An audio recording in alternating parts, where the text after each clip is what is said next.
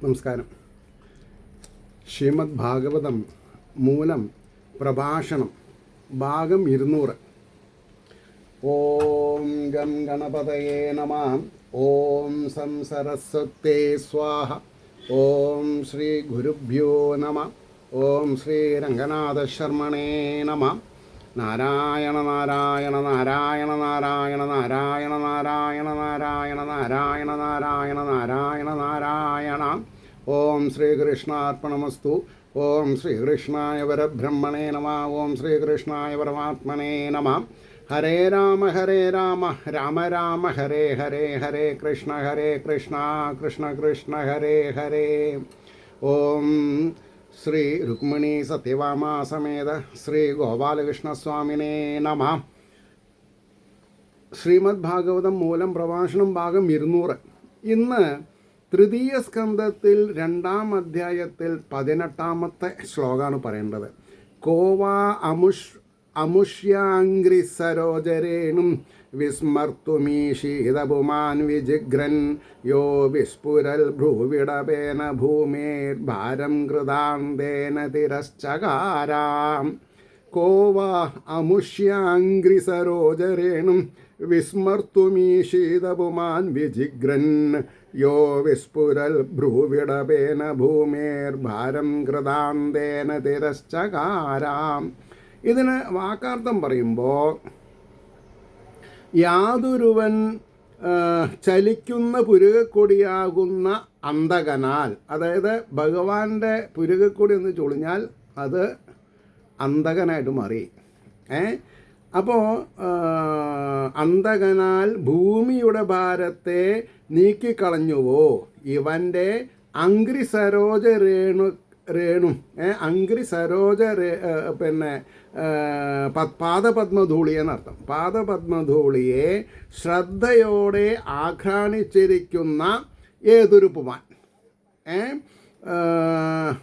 മറക്കുവാൻ ശക്തനാവില്ല. ഭഗവാനെ ഭൂമിക്ക് മണമുള്ളിടത്തോളം കാലം ഭഗവാനുണ്ട്. ആകാശത്തിൻ്റെ നീലിമ, അതേമാതിരി ആകാശത്തിൽ ലേപനങ്ങൾ ചെയ്യാൻ പറ്റാത്തൊരവസ്ഥ ഉള്ളിടത്തോളം കാലം, തീയിൻ്റെ ചൂട് ഉള്ള കാലം, ജലത്തിൽ രസമുള്ള കാലം അല്ലെങ്കിൽ തണുപ്പുള്ള കാലം, കാറ്റിൽ എന്താ പറയുക സ്പർശന സുഖമുള്ള കാലം, ഭഗവാനെ ആലോചിക്കാണ്ടിരിക്കരുത്. ഇതൊക്കെ നമ്മൾ അനുഭവിക്കുന്നുണ്ട്. പക്ഷേ അതിന് കാരണസ്വരൂപനായിരിക്കുന്ന ഭഗവാനെ നമ്മൾ വിസ്മരിക്കണം. അതാണ് തെറ്റ്. ഇനി ഇതിൻ്റെ ഒരു ഭാവാർത്ഥം പറയാം. ഭഗവാന്റെ അസാധാരണ പൗരുഷത്തെ 7 പദ്യങ്ങളാൽ വർണ്ണിക്കുന്നു. വല്ലി പോലെ ഉല്ലസിക്കുന്ന പുരുകക്കൊടികളുടെ ചലനരൂപമായ അന്തകനെ കൊണ്ട് ഭൂഭാരത്തെ നിശേഷം നശിപ്പിച്ച മഹാപരാക്രമശാലിയായ ഭഗവാന്റെ പാദപത്മധൂളിയുടെ സൗരഭ്യത്തെ ആഘ്രാണിച്ചറിഞ്ഞ ഏതൊരു പുരുഷന് അതിനെ മറന്നു കളയുവാൻ സാധിക്കും? മറക്കാൻ പറ്റില്ല. ഒരുവനും അതിന് ശക്തിയില്ല എന്നാ. 19-ാമത്തെ ശ്ലോകം ശ്രദ്ധിക്കാം. ദൃഷ്ടാഭവൽഭിർനനു രാജസൂയേ ചൈദ്യസ്യ കൃഷ്ണം ദിശതോ അഭിസിദ്ധി യാം യോഗിനഃ സംസ്പൃഹയന്തി സമ്യക് യോഗേന കസ്തദ്വിരഹം സഹേതാം.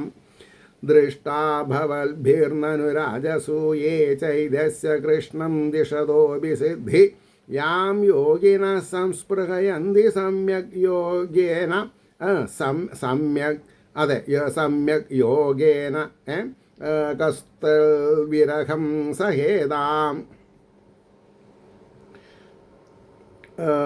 അപ്പോൾ രാജസൂയത്തിൽ കൃഷ്ണനെ ദേഷിക്കുന്ന ചൈത്യൻ്റെ പരഗതി ലാഭം, അതായത് അദ്ദേഹത്തിന് എന്ത് കിട്ടിയെന്നാണ് പറഞ്ഞത്? മോക്ഷം കിട്ടി. പരഗതി ലാഭം ഭവാന്മാരാൽ കാണപ്പെട്ടുവല്ലോ. There is no doubt about that, അല്ലേ? യാതൊന്നിനെ യോഗികൾ ശ്രേഷ്ഠമായ യോഗത്താൽ സമ്യക് യോഗേന സമചിത്തത ഉള്ളവർക്ക് കാണാൻ പറ്റുള്ളൂ എന്നർത്ഥം. എല്ലാവരിലും ഈശ്വരൻ ഉണ്ടെന്ന് മനസ്സിലാക്കണവർക്ക് സമ്യക് യോഗേന ആഗ്രഹിക്കുന്ന അപ്പോൾ യോഗികൾ ശ്രേഷ്ഠമായ യോഗത്താൽ നന്നെ ആഗ്രഹിക്കുന്ന അവൻ്റെ വിയോഗത്തെ സഹിക്കും. ഭഗവാന്റെ വിയോഗം നമുക്ക് സഹിക്കാൻ പറ്റുമോ? ഭഗവാൻ നമ്മുടെ ഉള്ളിൽ നിന്ന് പോയാൽ നമ്മളുണ്ടോ? പിണമായില്ലേ? ആലോചിച്ച് നോക്കൂ. ദേശരഹിതമായ യോഗാഭ്യാസത്താൽ, ദോഷരഹിതമായ യോഗാഭ്യാസം, ആർക്കും ഉപദ്രവം ചെയ്യരുത്, എല്ലാവർക്കും പ്രീതികരമായിട്ട് ജീവിക്കണം. പറഞ്ഞു മനസ്സിലായില്ലേ? അപ്പോൾ ദോഷരഹിതമായ യോഗാഭ്യാസത്താൽ ഏതൊരു പരമസിദ്ധിയെ യോഗികൾ കാക്ഷിക്കുന്നുവോ, ധർമ്മപുത്രരുടെ രാജസൂയത്തിൽ ശ്രീകൃഷ്ണ ദ്വേഷിയായിരുന്നിട്ടും ആ ഒരു വാക്ക് ആയിരുന്നിട്ടും ശിശുപാലൻ ആ സിദ്ധിയെ പ്രാപിച്ചത്. ഏത് സിദ്ധി? ഭഗവാന് ലയനം പ്രാപിക്കുക എന്നുള്ളത് നിങ്ങൾ പ്രത്യക്ഷമായി കണ്ടുവല്ലോ. ശത്രുവിനും പ്രാപ്യ പരമഗതിയെ നൽകുന്ന കാരുണ്യമൂർത്തിയുടെ വിയോഗജന്യമായ ദുഃഖത്തെ സേവകനായ ഏതൊരുവൻ സഹിക്കില്ല എന്ന് പറഞ്ഞു. മനസ്സിലായില്ലേ? അപ്പോൾ അടുത്ത ശ്ലോകം എന്താ? 20. അതെങ്ങനെയാണ് പറഞ്ഞത് നോക്കുക. തഥൈവ ച അന്യേ നരലോകവീരായ ആഹവേ കൃഷ്ണമുഖാരവിന്ദം നേത്രേ ബിബന്ധോ നയനാഭിരാമം പാർത്ഥാസ്ത്രപൂതാ പദമാപുരസ്യാം. തഥൈവ ചാന്യേ നരലോകവീരായ ആഹവേ കൃഷ്ണമുഖാരവിന്ദം നേത്രേ ബിബന്ധോ നയനാഭിരാമം പാർത്ഥാസ്ത്രപുത്ര പദമാപുരസ്യാം. പദം ആപുരസ്യ എന്നാണ്. അപ്പം പറഞ്ഞു തഥൈവ എന്ന് പറഞ്ഞാൽ തഥായേവ, തഥായേവ, തഥൈവ എന്ന് പറഞ്ഞാൽ തഥായേവ. അതൊക്കെ അറിയണം. തഥാ ഏവ ച അന്യേ നരലോകവീരാ ന ആഹവേ കൃഷ്ണമുഖാരവിന്ദം നേത്രേ ബിബന്ധോ നയനാഭിരാമം പാർത്ഥ അത്ര പൂതാ. അതാണ് പിന്നെ പാർത്ഥാസ്ത്രപുത്ര അർജുന ബാണത്താൽ പരിശുദ്ധന്മാരായിട്ട് എന്നാണ് അതിനർത്ഥം പറയാം. പദം ആപുരസ്യ, പദം ആബു യസ്യ പ്രാബു അസ്യ എന്ന് പറയും. അതായത് അതിനെ ഒന്നുകൂടി ഞാൻ നോക്കട്ടെ. അന്യേ നരലോകവിരാ ഏതേഷു അന്യന്മാരായ നയനാഭിരാമം കൃഷ്ണമുഖാരവിന്ദം കൃഷ്ണൻ്റെ താമരപ്പൂവിന് തുല്യമായ കണ്ണുകൾ കൊണ്ട് വിബന്ധ പാനം ചെയ്യുന്ന പാർത്ഥാസ്ത്രപുത്ര അർജുന അസ്യ പദം. അതെ, പദം ആബു അസ്യ, പദം ആബു അസ്യ.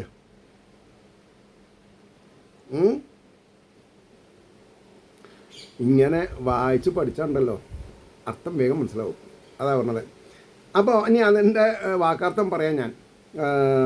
അപ്രകാരം തന്നെ യുദ്ധത്തിൽ അന്യന്മാരായ ഏതേതു മാനുഷലോക വീരന്മാർ നേത്രങ്ങളെ ആനന്ദിപ്പിക്കുന്ന കൃഷ്ണൻ്റെ താമരപ്പൂവിന് തുല്യമായ മുഖത്തെ കണ്ണുകൾ കൊണ്ട് പാനം ചെയ്യുന്നവരായിട്ട് അർജുന ബാണത്താൽ പരിശുദ്ധന്മാരായിട്ട് ഇവൻ്റെ സ്ഥാനത്തെ പ്രാപിച്ചു എന്ന് പറഞ്ഞാൽ 11 7 18 അക്ഷൗഹിണിപ്പടയിലുള്ള മഹാരഥന്മാർ, ആന, കുതിര, തേര്, ആള്, ഇങ്ങനെ ഉള്ളവരൊക്കെ ഭഗവാൻ പിന്നെ എന്താണെന്നാ പറയുക, മോക്ഷം കിട്ടിയെന്നാണ് പറഞ്ഞത്. കാരണം എന്താ?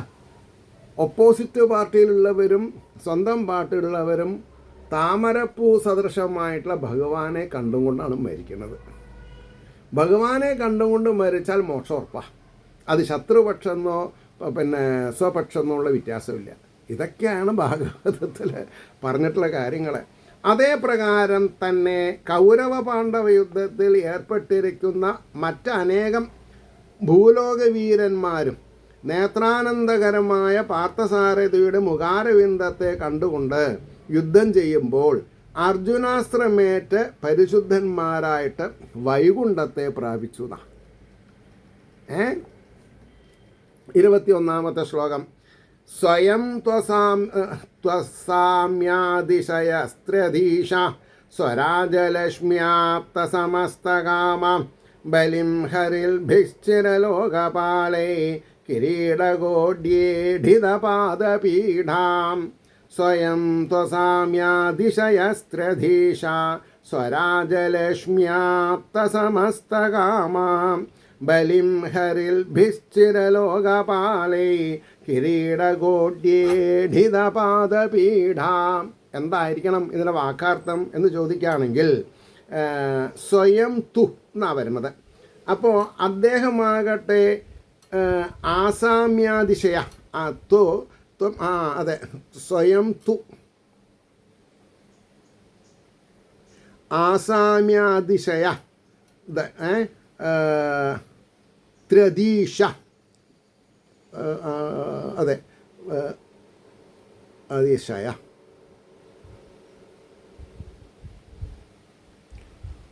ത്രദീശ ത്രയധീശ സ്വര എന്നിട്ടോ ദിശാം സ്വരാജലക്ഷ്മ്യാം സ്വരൂപാനന്ദമാകുന്ന ഐശ്വര്യത്താൽ ആപ്തസമസ്തകാമ ലക്ഷ്മ്യ ആപ്തസമസ്തകാമ ബലിം ഹരൽഭി ശിരലോകപാലൈ. അപ്പോൾ ലോകത്തിനധിപൻ സ്വലക്ഷ്മ്യ സ്വരൂപാനന്ദമാകുന്ന ഐശ്വര്യത്താൽ, സ്വരൂപമാകുന്ന ഐശ്വര്യത്തെ കവച്ച് വയ്ക്കാൻ വേറൊന്നുമില്ല. എന്താ സ്വരൂപം? ആനന്ദം, പരമാനന്ദം, ചിത്തില് ഉള്ള ഭഗവാൻ, ചിതാത്മരൂപി. അപ്പോൾ ഐശ്വര്യത്താൽ സമസ്ത കാമങ്ങളെയും പ്രാപിച്ചവൻ, ബലിയെ സമർപ്പിക്കുന്ന ചിരകാലം നൽകുന്ന ലോകങ്ങളുടെ പാലകന്മാരാൽ കിരീടത്തിൻ്റെ അഗ്രത്താൽ വന്ദിക്കപ്പെട്ട പാടപീഠത്തോടു കൂടിയവൻ ഈഡിത കിരീടകോട്യാം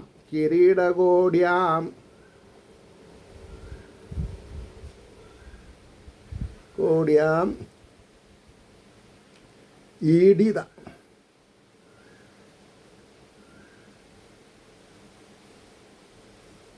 ഈഡിതപാദപീഠ. 4 പേരുള്ള ശ്ലോകങ്ങളൊക്കെ തെറ്റി ഉച്ചരിച്ചാൽ വലിയ പ്രശ്നമാണ്. അതുകൊണ്ടാണ് ഈ പറഞ്ഞത്, മനസ്സിലായില്ലേ? കിരീടകോട്യാം ഈഡിത പാദപീഠാം.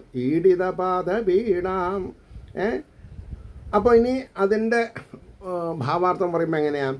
ഭഗവാനാകട്ടെ നിസ്തുല്യനും, അദ്ദേഹത്തിന് തുല്യനായിട്ട് വേറെ ആരുമില്ല, നിരതിശയനും, ത്രിലോകാധിപനും, സ്വരൂപാനന്ദ തൃപ്തനും, തൻ്റെ സ്വരൂപത്തിൽ തൃപ്തനായിട്ടുള്ളവനും, അവാപ്ത സമസ്തകാമനും, ആജ്ഞാപരിപാലന രൂപമായ ഭഗവാന് നമ്മൾ എന്താ കൊടുക്കേണ്ടത്? ഭണ്ഡാരത്തിൽ എന്താ ഇടേണ്ടത്? ഭണ്ഡാരത്തിലൊന്നും ഇടണ്ട. പിന്നെയോ ആജ്ഞാപരിപാലന രൂപമായ കപ്പം കൊടുക്കണമെന്നാ. ഭഗവാൻ ഭാഗവതത്തിൽ ആജ്ഞാപിച്ചിട്ടുള്ള റവന്യൂ കൊടുക്കണം ഭഗവാന്. ഭഗവാനെ പ്രദക്ഷിണം ചെയ്യണം, നമസ്കരിക്കണം, അഞ്ജലി ബന്ധം ചെയ്ത് തൊഴണം, പ്രാർത്ഥിക്കണം. എന്താ പ്രാർത്ഥിക്കേണ്ടത്? ലോകാ സമസ്താ സുഖിനോ ഭവന്തു. പിന്നെയോ ധർമാർത്ഥകാമ മോക്ഷത്തിൽ നിന്ന് വ്യതിചലിക്കരുതേ, പുനരവിജനനം വേണ്ട എന്ന് പ്രാർത്ഥിക്കാൻ സാധിക്കണം. അപ്പോൾ ഇത് പറയാൻ പറ്റണമെങ്കിൽ ഇത് പഠിച്ചാലല്ലേ പറയാൻ പറ്റുള്ളൂ. അപ്പോൾ ആജ്ഞാപരിപാലന രൂപമായ കപ്പം നമ്മൾ ഭഗവാന് കൊടുക്കണം.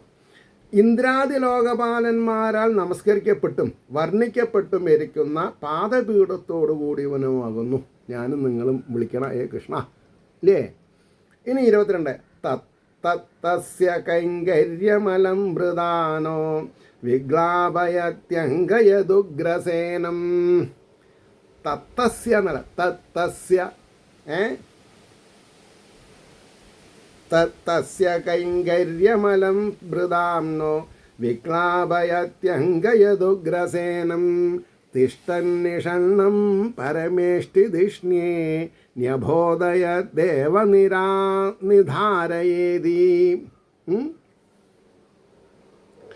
തത്തസ്യ കൈങ്കര്യമലം ഭൃതാംനോ വിക്ലാപയത്യങ്കയദുഗ്രസേനം. തിഷ്ടന്നിഷണ്ണം പരമേഷ്ടിധിഷ്ണ്യേ ന്യബോധയദ്ദേവനിധാരയേതി. സിംഹാസനത്തിൽ ഇരിക്കുന്ന ഉഗ്രസേനനോട് നിന്നും കൊണ്ട് ഹേ രാജൻ ധരിച്ചാലും അങ്ങ് മനസ്സിലാക്കിയാലും ആരാ പറഞ്ഞത്? ഉഗ്രസേന മഹാരാജാവിനെ എന്താണ് പറയുക, സ്വർണസിംഹാസനത്തിലിരുന്ന് ഭഗവാൻ നിലത്ത് നിന്ന് പറയാണ് ഇങ്ങനെ നിബോധിപ്പിച്ചു എന്നത് യാതൊന്നോ അവൻ്റെ കൈങ്കര്യം, ആ സേവ ഭൃത്യന്മാരായ ഞങ്ങളെ ഹേ പൂജ്യ ഏറ്റവും വ്യസനിപ്പിക്കുന്നു. എന്തിനാണ് വ്യസനിപ്പിക്കണത്? അതിന്ന് പാഠം പഠിക്കണം. നമ്മളെക്കാൾ വലിയവരെ സേവ ചെയ്യാൻ പഠിക്കണം. ഇല്ലെങ്കിൽ ഭാഗവതം പഠിച്ചിട്ട് യാതൊരു കാര്യമില്ല. മനസ്സിലായോ? അംഗ ഹേ പൂജ അലം വിക്ലാപയതി. അലം വിക്ലാപയതി അധം ഭയങ്കരമലം വിക്ലാപയതി അംഗ വിക്ലാപയ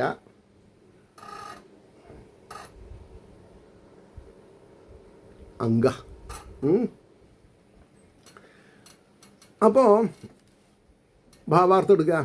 ആ ഭഗവാൻ സിംഹാസനസ്ഥനായ ഉഗ്രസേന മഹാരാജാവിൻ്റെ അരികെ നിന്നുകൊണ്ട് ഹേ ദേവ ഇതാ ഞാൻ വന്നിരിക്കുന്നു, ഈ വിധം ഉണർത്തിക്കുന്നു, അതിനു മറുപടി കൽപ്പിക്കണം. ഭഗവാന്റെ വാക്കുകൾക്ക് ഉഗ്രസേന മഹാരാജാവ് മറുപടി കൽപ്പിക്കണം എന്നിങ്ങനെ പറഞ്ഞുകൊണ്ട് ഉഗ്രസേനന് കൈങ്കര്യം അനുഷ്ഠിച്ചതിനെ ഓർക്കുമ്പോൾ ഹേ പൂജ്യനായ വിതുര, ആ ഭഗവാന്റെ സേവകന്മാരായ ഞങ്ങൾ ഏറ്റവും വ്യസനിക്കുന്നു എന്നാണ് പറഞ്ഞത്. 23 അഹോ ഭഗീയം സ്തനകാളകൂടം ജിഗാംസയാ പായത അഭിസാധി അസാധി എന്നാണ്.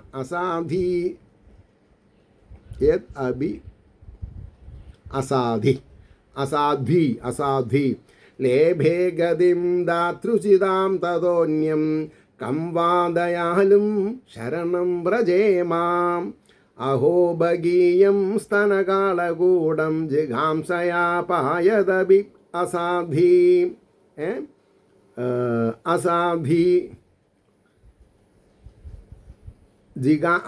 ഒന്നുകൂടി ഞാൻ പറഞ്ഞു.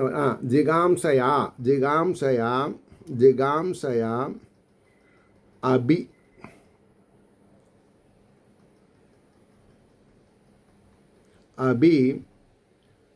ദാതൃചിതാം പോറ്റമ്മയ്ക്കുചിതമായ ഗതിം പ്രാപിച്ചു. ലേഭേ എന്നിട്ടോ തഥ അവനിൽ നിന്ന് അന്യം ദയാലും കം വാ അന്യനായ ഏതു ഇത് ശരണം വ്രജേമ നമ്മൾ ശരണം പ്രാപിക്കുന്നു. അപ്പോഴും കിട്ടിയിട്ടില്ല, ഒരു ലേശം കിട്ടാണ്ട് അവിടെ. ജിഗാംസയ അഹോ അത്യാശ്ചര്യം അസാധി കിട്ടി. അസാധി കിട്ടി.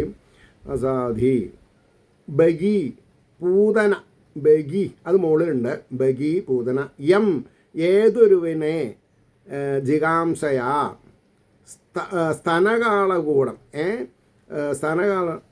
അപായത് അബി ഇപ്പം കിട്ടി. അപായത് അബി അസാധി. എന്തോ കഥ കിട്ടിയൊരു കിട്ടി, ഞാനത്രേ പറയുള്ളൂ. അഹോ ഭഗീയം സ്തനകാളകൂടം ജിഗാംസയാ അപായത് അബി അസാധി ലേഭേ ഗതിം ദാതൃചിതാം തതോ അന്യം കമ്പാദയാലും ശരണം വ്രജേമാം. അപ്പം ഇനി അതിൻ്റെ ഭാവാർത്ഥം വാക്കാർത്ഥം പറയാം.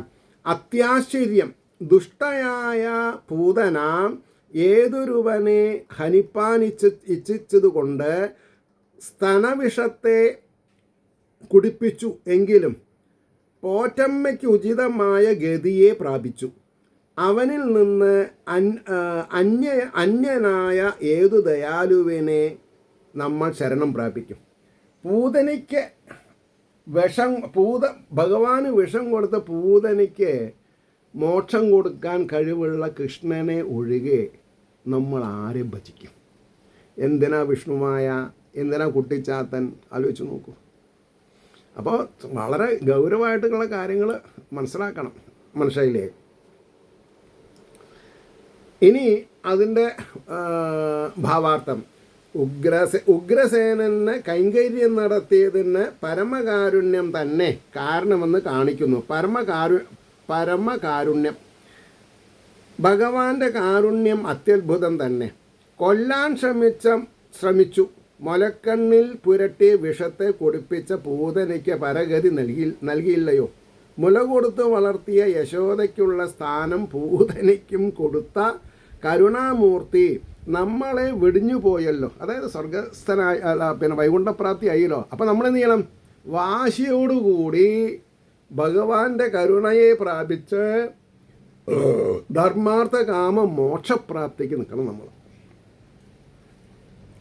ഭഗവാൻ എത്രത്തോളം കാരുണ്യം കാണിക്കണോ അത്രത്തോളം നമ്മൾ ഉയരും. നമ്മൾ ഉയരണ്ടേ? ഇനി 24-ാമത്തെ ശ്ലോകം വരുന്നു.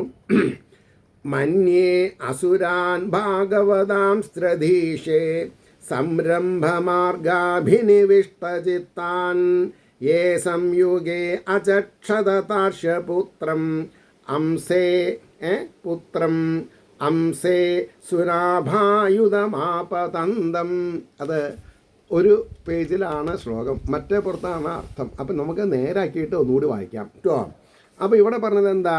ത്രദീശേ. ത്രദീശേ എന്നുള്ളത് ത്രദീശേ. ത്രദീശ കിട്ടി. ത്രദീശേ എന്നിട്ട് പിന്നെ ത്രദീശേ സംരംഭമാർഗാഭിനിവിഷ്ടചിത്താൻ. ഒന്നായിട്ടാ, കുഴപ്പമില്ല. അപ്പോൾ സംരംഭകമാർഗാഭിനിവിഷ്ടചിത്താൻ, അതിലൊന്നും ചെയ്യാനില്ല. അത് കഴിഞ്ഞിട്ടോ അസുരാൻ. അസുരൻ. അപ്പോൾ അന്യേ അസുരാൻ. നോക്കാം, ഒന്നുകൂടി പറയാം. മന്യേ ഞാൻ വിചാരിക്കുന്നു, മന്യേ അസുരാൻ. പിന്നെയോ എന്നുള്ളതിന് യാതൊരുത്തൻ. സംയുഗേ ഉണ്ട്. അപ്പോൾ പിന്നെ അജക്ഷത എന്നുള്ളത് ക്ലിയറായി. അജക്ഷത.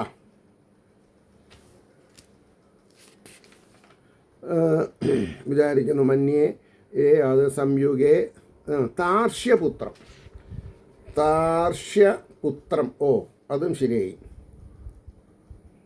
എന്നിട്ടോ അംസേ. താർഷ്യപുത്രം. അംസേ ആപതന്തം.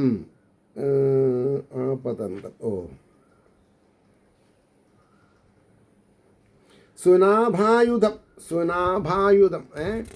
അവക്കും കൂടി കിട്ടിയാൽ മതി. സുനാഭായുധം അചക്ഷത. അപ്പം എല്ലാം കിട്ടി. മന്യേ അസുരാൻ ഭഗവാൻ ത്രധീശേ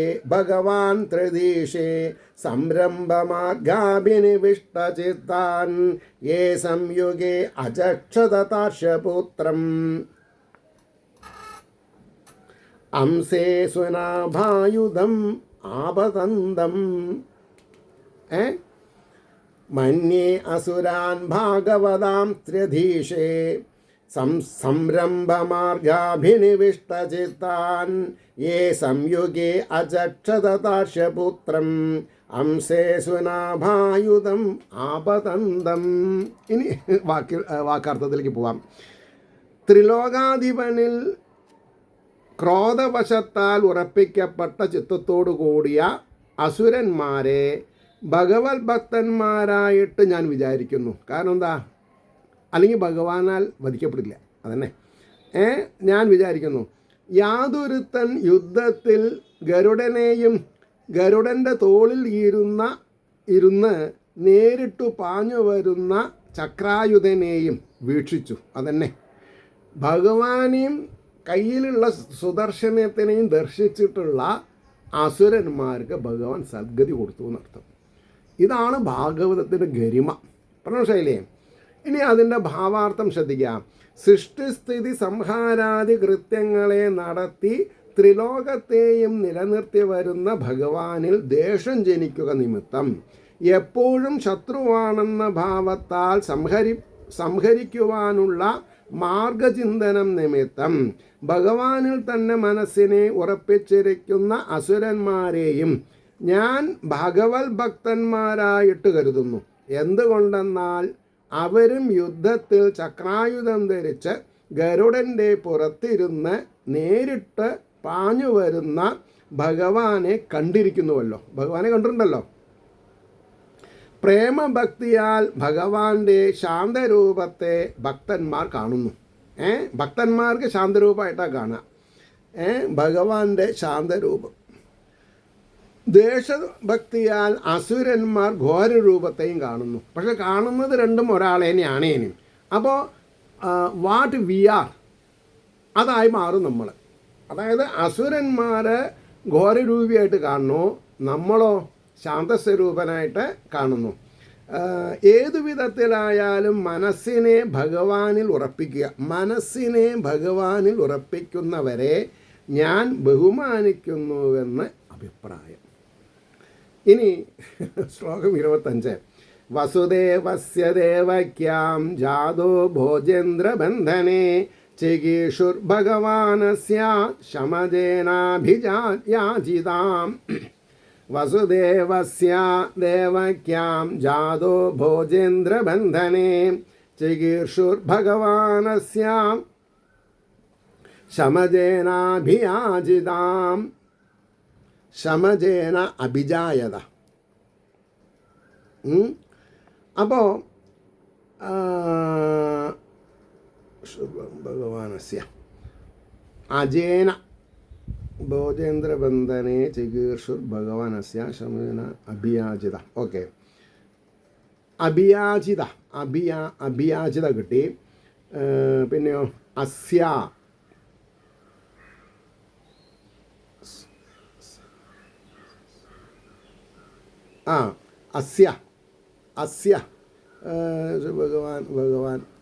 അസ്യ ഭഗവാൻ അസ്യ കിട്ടി. പിന്നെ ശം ഒരു ശമജേന്ന് വായിക്കരുത്. ശം അജേന ശം അജേന നോക്കട്ടെ കേട്ടോ. അജേന അഭിയാചിത. വസുദേവ എന്താ ദേവയ്ക്കാം അത് ദേവയ്ക്കാം കിട്ടി. ദേവകിയിൽ ഭോജേന്ദ്രബന്ധനെ അത് കിട്ടി.